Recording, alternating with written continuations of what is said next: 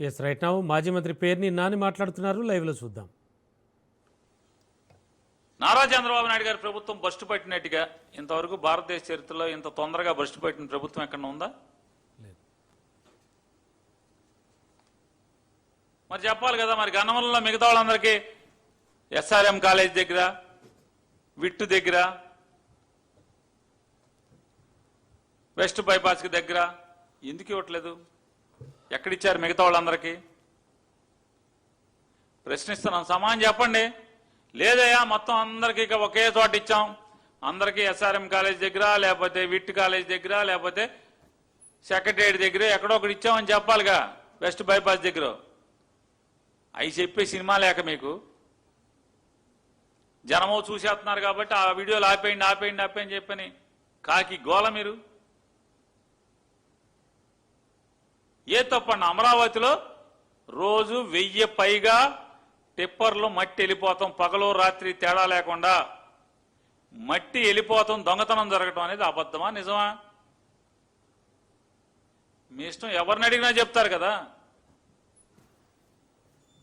ఎవరిని అడిగినా, ఏ అమరావతిలో బతికి జీవిస్తున్నటువంటి ఎవరిని అడిగినా చెప్తారు కదా. అసలు అమరావతిలో ఉన్న 29 గ్రామాల గురించి ఎప్పుడు ఆలోచించారా మీరు అని అడుగుతున్నాను. ఎంతసేపు అప్పులు తేయటం, డబ్బులు తినేయటం తప్పితే ఆ గ్రామాల్లో అసలు రోడ్లు ఎట్లా ఉన్నాయి, తాగుతాకి గుక్కిడి మంచిళ్ళు ఉన్నాయా? శ్మశానం మాత్రం మంచిది అంటే అన్ని ఊళ్ళ మీద అంటే మంచి మోడల్ శ్మశానం ఒకటి కట్టారు. ఏమన్నా ఊరు కట్టినా కట్టపోయినా ముందు 29 వాళ్ళకి ప్లాట్లు ఇచ్చలేకపోయినా ఆ 29 గ్రామాల వాళ్ళకి మాత్రం మోడల్ శ్మశానం ఒకటి కట్టారు చంద్రబాబు నాయుడు గారు.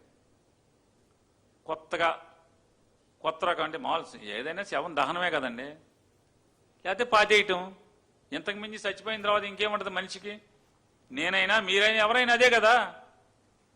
అసలు బతకటాకేదయ్యా, బతకటాకి మంచిళ్ళు అయ్యి ఆ గ్రామాల్లో బ్రతకటానికి మంచిళ్ళు అయ్యి, రోడ్లు అయ్యి, డ్రైన్లు అయ్యి, అసలు ఆ ఊర్లు అలా అలా ఉంచొచ్చా అని అడుగుతున్నాను. వాళ్ళ గురించి పట్టించుకోరా అంటున్నాను. వాళ్ళ చుట్టూనేమో 1,00,000 కోట్లు ఆవిరైపోతుంది ఆ 29 గ్రామాల చుట్టూ. ఏదో అన్న సామెత, అంగట్లో అన్నీ ఉన్నాయి అల్లు నోట్లో చేనున్నట్టు పొలాలన్నీ ఆలై వాళ్ళకి ప్లాట్లు ఎవరు, వాళ్ళ ప్లాట్లో రోడ్లు వేయరు, ప్లాట్లు చూపించరు. ఈ పెద్ద పెద్ద వాళ్ళందరూ ఎక్కడెక్కడో గన్నవరం, శంకవరం, ఆ వారం ఈ వారంలో ఇచ్చినాడేమో అప్పులు తెచ్చేసుకుంటారు. ఎస్ఆర్ఎం వాళ్ళు అప్పు తెచ్చేస్తాడు, విట్టోళ్ళు అప్పు తెచ్చేస్తుంటారు ఈ భూమి పెట్టి. అందరూ అప్పులు తెస్తారు, డబ్బున్న వాళ్ళందరూ. వీళ్ళకి ప్లాటు లేదు. ఎన్నేళ్ళు అయింది వాళ్ళ దగ్గర తీసుకుని పొలం? వాళ్ళ జీవనం ఎట్లా? ఏదైనా కష్టం వస్తే ఎట్లా? ఆ ప్లాట్ తాకట్టు పెట్టాక ఉందా ఎక్కడన్నా? ఆ ప్లాట్ బ్యాంకులో తనఖా పెట్టి అప్పు తెచ్చుకునే అవకాశం ఉందా రైతులకి? మొత్తం క్రాఫ్ వేసినట్టుగా మొత్తం వాళ్ళ దగ్గర ప్రతి సెంటు లాగేసుకున్నారు కదా మీరు 29 గ్రామాల వాళ్ళ దగ్గర. వాళ్ళకి ప్లాట్లు ఎవరు? ప్లాట్లో రోడ్లు లేరు, వాళ్ళకి ప్లాట్లు చూపించరు. ఎంతసేపు సిఆర్డీ ఆఫీస్కి వెళ్తే ముందు అసలు దాని పేరేంటి, ఈ1 ఈ3 రోడ్డు, అది ఆ పెద్ద రోడ్డు మీద మాత్రం మెప్మా ఆఫీసు, సిఆర్డీ ఆఫీసు 200 కోట్లు పెట్టి కట్టేశారంట. 200 కోట్లు ఎవడో చెప్తున్నాడు ఆఫీసర్ చంద్రబాబు నాయుడు గారు, సార్ సీఎం సార్, ఎవడన్నా బయట నుంచి రాయేస్తే కూడా ఈ అద్దం పగలదు సార్, అంత కాస్ట్లీ అద్దం సార్. ఓరు మీ దేవసం చెయ్యి, ఆఫీసుకి రాయేస్తే రాయిపోయి అసలు మనుషులు ఎవడున్నాడు అక్కడ వచ్చి రాయేయటానికి?